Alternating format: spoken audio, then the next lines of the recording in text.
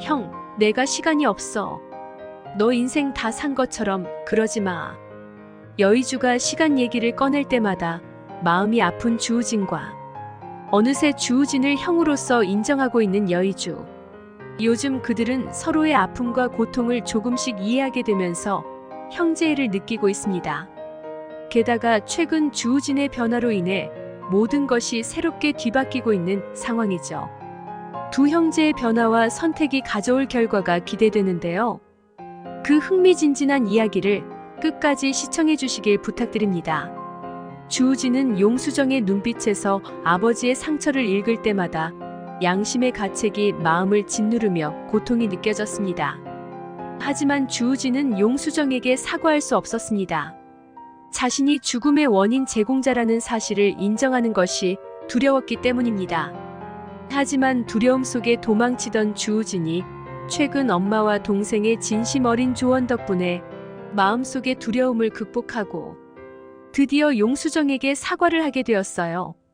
용수정은 처음으로 아버지의 죽음에 대한 사과를 듣고 순간 눈물이 핑 돌았어요. 하지만 아버지를 잃은 슬픔의 크기가 너무 커서 주우진의 사과에도 그녀의 마음은 쉽게 열리지 않았습니다. 일어나요.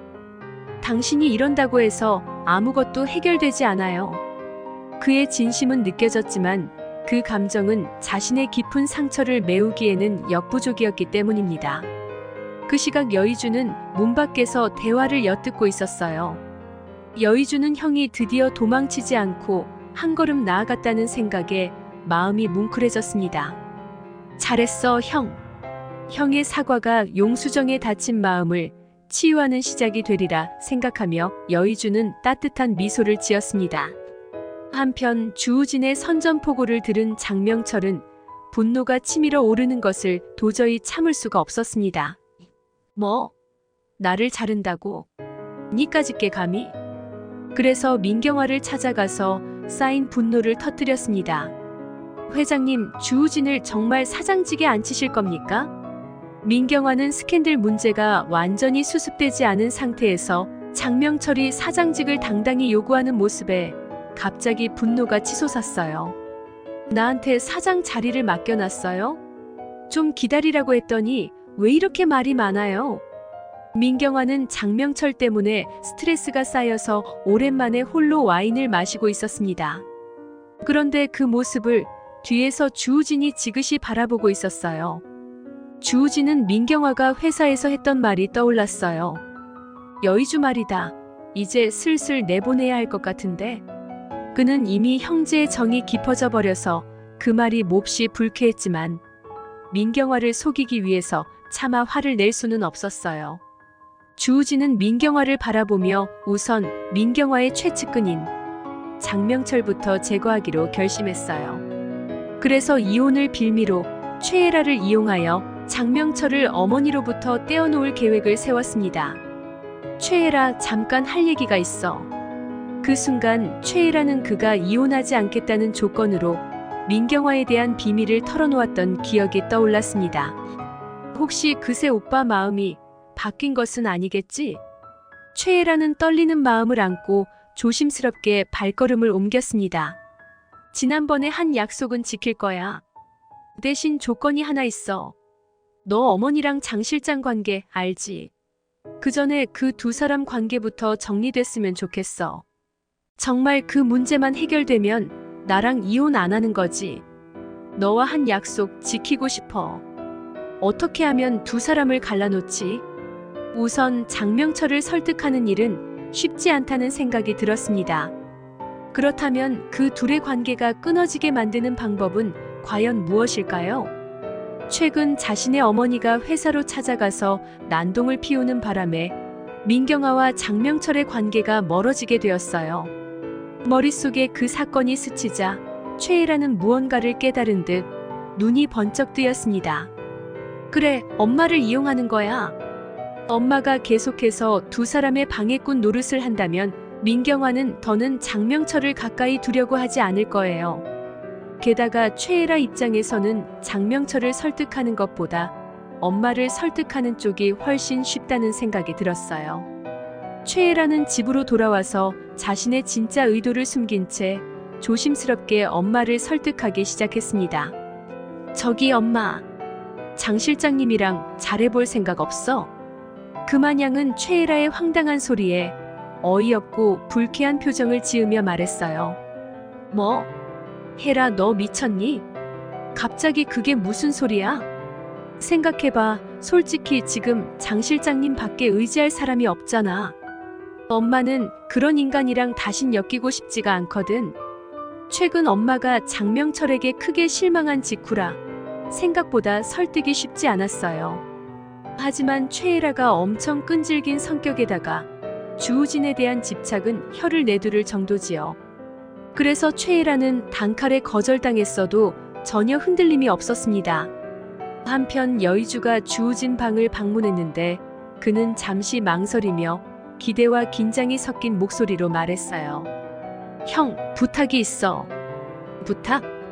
지난번에 보여줬던 메모리칩 갖고 있어? 그거 빌려줄 수 있어? 주우진은 여의주의 눈빛에서 뭔가를 꾸미고 있다는 것을 눈치챘어요. 그래서 수정씨 계획이 뭐야? 라고 단도직입적으로 물었습니다. 이에 여의주는 잠시 고민에 빠졌어요. 내가 모든 것을 얘기해도 될까? 하지만 주우진이 용수정에게 진심으로 사과를 했던 모습을 떠올리며 마음속에 불안을 떨치고 솔직하게 털어놓았습니다.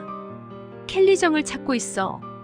민경화가 데리고 있는 게 확실한데 그 메모리칩으로 민경화를 협박해볼 생각이야.